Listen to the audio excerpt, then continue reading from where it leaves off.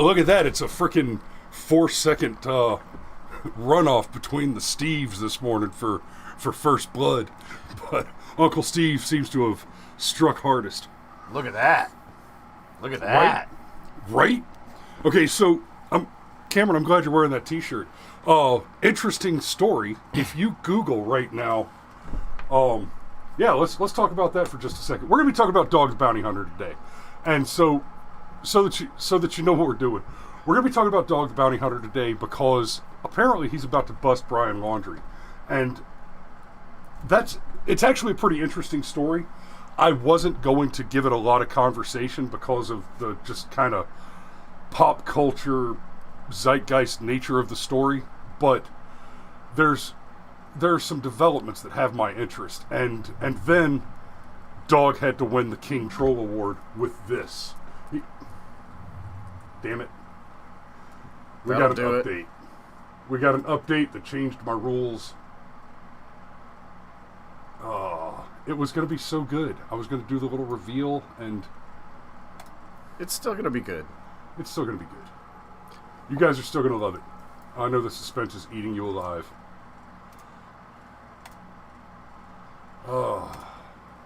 There we go.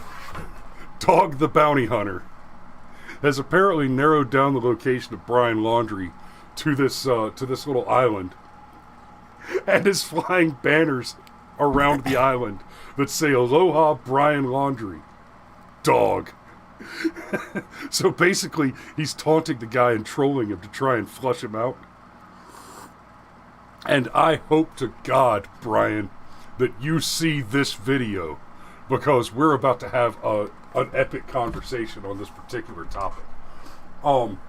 So I'm going to take a second and dig in. I'm going to do something I rarely do, which is I'm going to actually, in fact, I'll share it with you. I'm going to actually go to google.com.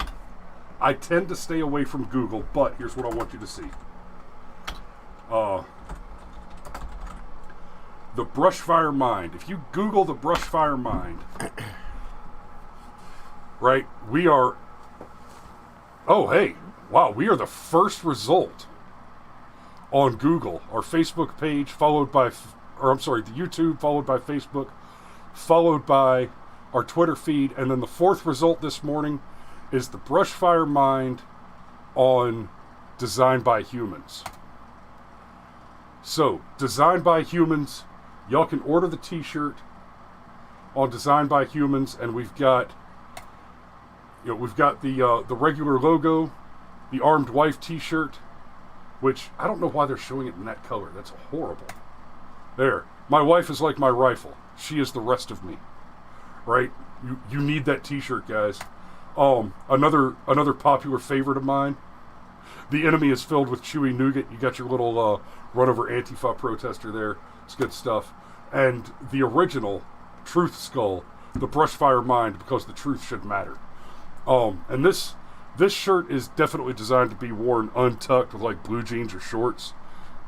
The logo is printed all the way down the front of the shirt. It's as big as it can be. This was the original logo, and I've modernized the logo itself, but I still like this on this particular t-shirt. So, guys, because get it's a you flaming some swag. skull. Yeah, I mean, it's a fun. This is actually this graphic right, the top rim of it where the hole is. That's actually like a men's wood enameled titanium wedding ring that I just blew up and fit to the skull with the fire. Yeah. So that was some fun design work right there. But let's talk about the situation with Dog the Bounty Hunter. I know that my audience is probably peripherally aware of the Gabby Petito thing, just because you're the kind of people who are at least following the news generally. So you've probably seen a headline or two here or there. If you've got any activity on social media, you're likely to have seen something about it. But I also have a suspicion that few of you are following the story very, very closely. I have not followed the story closely until Dog got involved. And here's one that happened. So Gabby Petito was, rest in peace, sweetheart, pretty little blonde girl, 21 years old, and she was making a living as a van life YouTuber. Basically, she's touring the country, she's going to interesting places, and doing YouTube videos about it, living out of a van, customized van, comfortable, etc., etc. And her boyfriend, Brian Laundrie, was traveling with her at least some of the time. She disappeared, what was it, in State Park in Montana, I think it was? I'm not real sure. I know this. It was not Florida. Right.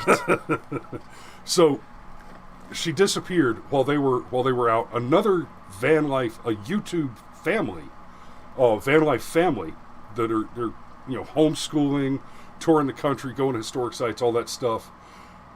They had a GoPro mounted on top of their van as part of their production kit, and the wife said that they were actually behind on their uploads, so they were going through the footage that they had collected over a few weeks, and they happened across some footage that, oh hey, that looks like Gabby's van. And in their footage, you get a quick shot where you see the van door open and then the van door closed, and they turned that in as a hot tip to the FBI, and the FBI came out immediately and took credit for finding what turned out to be Gabby's body. So it is confirmed Gabby has died, and I don't think they're calling it a murder yet, but they're certainly calling the circumstances suspicious. And a homicide. Not necessarily. Well, they're calling it a homicide investigation. So Brian Laundrie is, as I understand it, currently he is wanted as a person of interest. The cops are not actually accusing him of anything directly, but it's looking super fishy because it looks like his folks have been covering for him. Now, that's alleged, I can't say that to a certainty, but they've been shady around saying, oh, well, we don't know where he is, blah, blah, blah, blah. Brett Brown, Dog the Bounty Hunter, might be looking in the wrong place. Last I saw, Brian was reported seen near Boone, North Carolina. That was over a week ago, Brett. So Dog the Bounty Hunter signs on to a nationwide manhunt being conducted by the FBI. And, hey, it's possible that Dog is as wrong as he can be, and Laundrie is nowhere near this tiny little island in Florida. But the trail that Dog has followed involves campsites in Florida where Laundrie has signed in with his parents to the campsites and been captured on video, right? And basically Dog is following the chronological trail of those sign-ins and video captures to locate him on this island. And the island that they think they've got him kind of stuck on, Dog's flying these banners around to spook him, scare him out, rattle him out, and they're out there with foot teams of men hunting this boy, and I mean they've got dogs. They've cut dogs loose on the island to try and sniff him dogs. Out. Yeah, dogs. So Dog is trolling with dogs. Yes. Patrolling and trolling. Patrolling. Paw trolling. Paw trolling. Oh. Our video is going to get removed now because Paw Patrol is pro-police and therefore verboten. Oh, no, they changed Chase the police dog into Chase the spy dog. It's a true story. I know, right? But whatever. So glow sticks are okay. Apparently. So they've gone from defund the police to lift and shift fire to the CIA. So fund the CIA, yeah. Yeah. But whatever, man. Whatever. Hey, Steve says, please see yourselves out. That's right, exit, stage left. Oh, I talked to my wife the other day. Well, the DNC has had a long, bad, nasty history with spooks. And I'm not talking about their near 100% total opposition to the Civil Rights Act either. I'm talking about the CIA and the FBI. No, man, the FBI's hard at work. There's all those, those rioters and insurrectionists from January 6th that still need to be prosecuted. Yeah, they've got a whole bunch of agents still out there that they need to prosecute for that particular FBI operation. Oh, that's Yeah. Yeah. I don't know what I'm talking about. So, and I mean, I wore my Hawaiianiest Hawaiian shirt, the Mele Kalikimaka shirt, in honor of Dog today, and I've even got my hair all the way down. Cheers. Yeah, so, but you didn't put feathers in it. You don't have those wraparound like Terminator shades no, that he wears. You know, maybe if it weren't for my prescription, I'd have picked up some aviators, but you know what? Okay. True story. I've got an eye exam at the VA in like 3 weeks for new glasses, and I can get 2 pair. So I might just go ahead and grab myself a pair of prescription aviators. Hey, man. Because I have learned I'm not a fan of the transitions. They don't work as advertised. Right. They're too slow in and out. Anyway. Yes, anyway. Especially when you're going from bright, beautiful, sunlit day to dark, dark set without the lights cut on you. No, unacceptable. Need 2 pair of glasses. So here's why we're talking about Dog, though. The stories, there's comedy in this story. There really is. But let's talk about what Dog the Bounty Hunter represents. We've touched on it several times this week, like on Monday when we mentioned, and then on Tuesday when I went into greater detail about how Barack Obama's evacuation of the United States from NASA was a major turning point that sparked the private space race, which has netted not just trips to space by billionaires playing with shiny new toys, but you're talking about thousands and thousands of people with very, very high-paying jobs who are benefiting tremendously from it quite directly. And then, secondarily, the entire world benefits from it. Let's say they never make it all the way to Mars, or even if they do and they don't manage to colonize it for human habitation. The technology that is developed by engaging in an effort like that, the only other place you will ever find significant technological development that is life-saving technological development on par with what a space program produces is in the conduct of war. Nowhere else will you ever find that level of investment, investigation, development, and production of life-saving, powerful technology. Yeah, you know what's funny is Da Vinci, we think of him as the Renaissance man, the artist, and whatever, but during his life he was constantly frustrated by the fact that the way he made money was as a war engineer. Yes, and you know, Da Vinci, one of the reasons that he had to make money as a war engineer, and this is another, I hadn't even thought about that this morning, but this is another great example of the problem with today. We have this tyranny of the elite, this tyranny of the experts, right? We have to pretend like Fauci is somehow trustworthy, and let's never mind the fact that Fauci has been wrong on everything related to the coof. What, your whole family didn't get AIDS in the 90s? My whole family didn't get AIDS in the 90s, and I've never met anybody that caught it from picking up a box of cereal at the grocery store, which was one of his claims about that so-called pandemic. AIDS was completely botched, overblown, and an outright just fabrication. Well, as far as the magnitude of it. I'm not saying AIDS is not a disease, but it was not the monstrosity that he said it was. Well, there's actually some similarities there because we just didn't understand AIDS in the beginning. It's why we called it GRID. Right. It was the only thing that we could see kind of a commonality with. Right. So, but whatever. So, the walking, as Steve points out, how'd you like to be in Laundrie shoes if he gets busted by a freaking walking meme? Yeah, that would be awful, but I think it really bears driving home. A walking meme is outperforming the FBI. Though there's some fantastic memes about the FBI and that's swirling around. And that's exactly where we're going with this. Dog the Bounty Hunter is a private citizen, private operator, engaged in an activity which is performed by the government. And what we've just seen is a government agency conducting a nationwide manhunt over a couple of weeks. All of a sudden, one private interest gets involved, and he's got it narrowed down. He's got it narrowed down from the United States of America to like 10 square miles in Florida in a couple of days, in a handful of days. That's a big deal.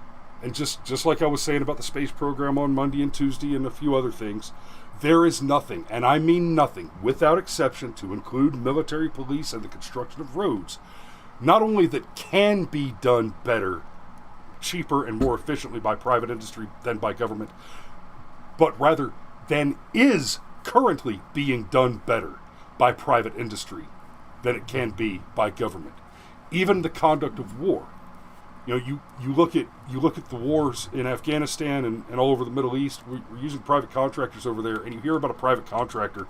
It's like, oh yeah, man, I make $250,000 a year to do private contract work over in Afghanistan, and some of those guys are just mechanics. We're not even talking about heavy, we're not even talking about special operators going out kicking doors and finding bad guys and dragging them out in the middle of the night like I did. But for every one of me doing that, it cost the taxpayer $1 million or more to put me down there doing that as a soldier for the Army. It cost a fraction of that to put a contractor there doing the same thing. Right? And more importantly, it cost the taxpayer a fraction of that to put a contractor down there doing the same thing. Alex asks if he's violating anybody's rights to get the information that he's getting. Private investigator work is, well, it's murky. It is. And to be clear, a lot of PI work and bounty hunter work is murky for two primary reasons in my estimation. One, there are laws in place which are in place to prevent citizens from having legitimate authorities for the explicit purpose of usurping authority and power that is reserved to the citizen by the 10th Amendment, right? There are laws in place to usurp that power in stark violation of the 10th Amendment to the government, which is rightly and justly denied that power explicitly. And then the other piece of it, when you're talking about PIs and bounty hunters, the people that are part of that business, the bounty hunters and the PIs, the people that they are dealing with are shady, murky people. They're dealing with criminals.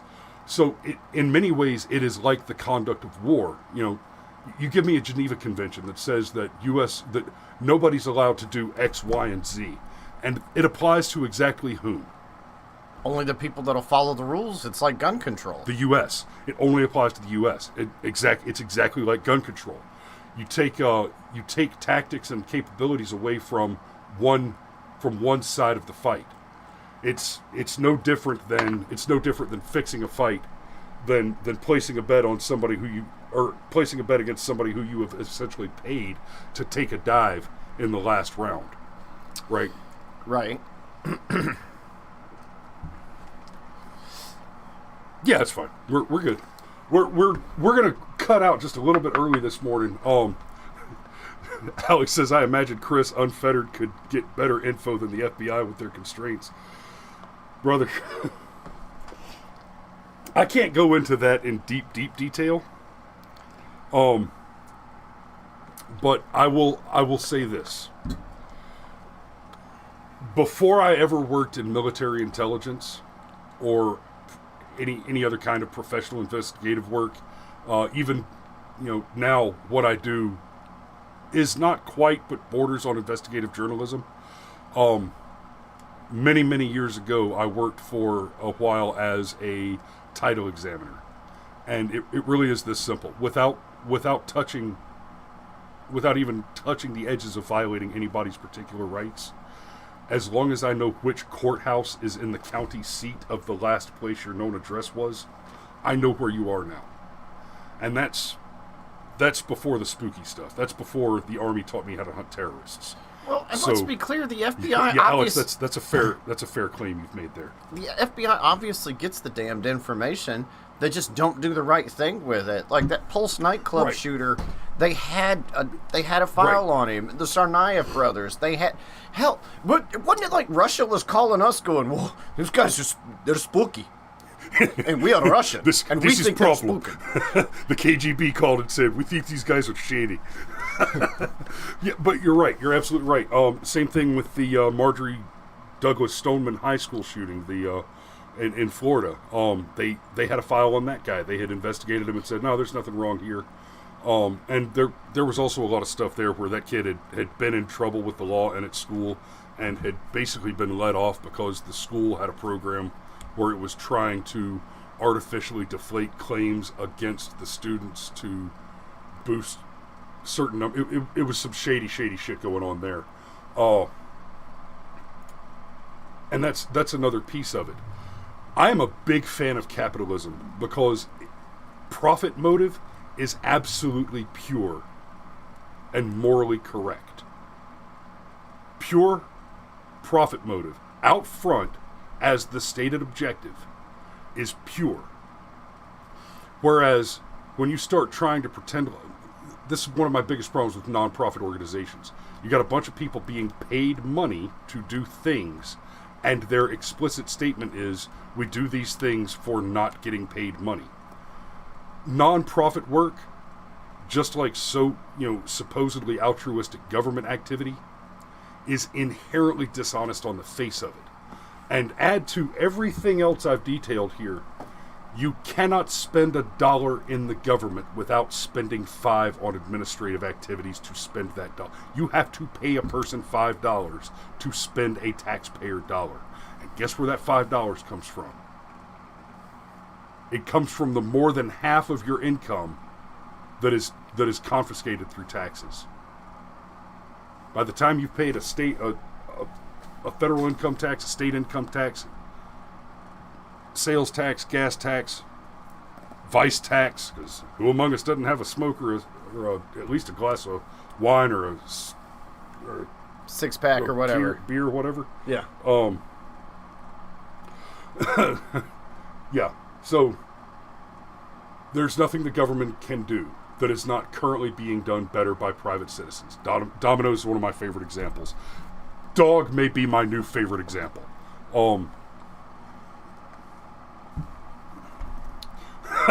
Okay, so real quick, the Steves are talking about Enemy of the State. That's a fantastic film. Yes, it's scary. But I suggest you both go watch, if you haven't seen it already, also go watch Conspiracy Theory with Mel Gibson. You ever seen that one? Yeah, of course. With the gravy? Not the gravy!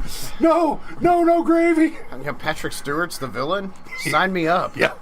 That one was terrifying. And hilarious. It wasn't quite a Gwar movie level of terrifying and hilarious, but it was still terrifying and hilarious. There's nothing that's on Gwar's level. Ugh, never again. Never again. No. Speaking of Gwar, I just want to say, thank you, Robbie. Thank you for that particular trauma.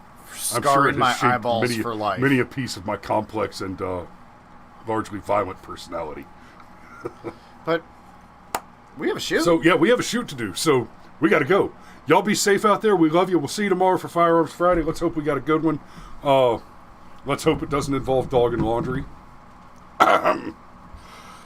Hope. He uses stun guns, so... Yeah. All right. So, be safe out there, guys. Eagle Eye. Dude. I could do a whole 4-hour complex dissection of the movie Eagle Eye, and it would immediately be flagged for... All the reasons? Well, I'd go to jail.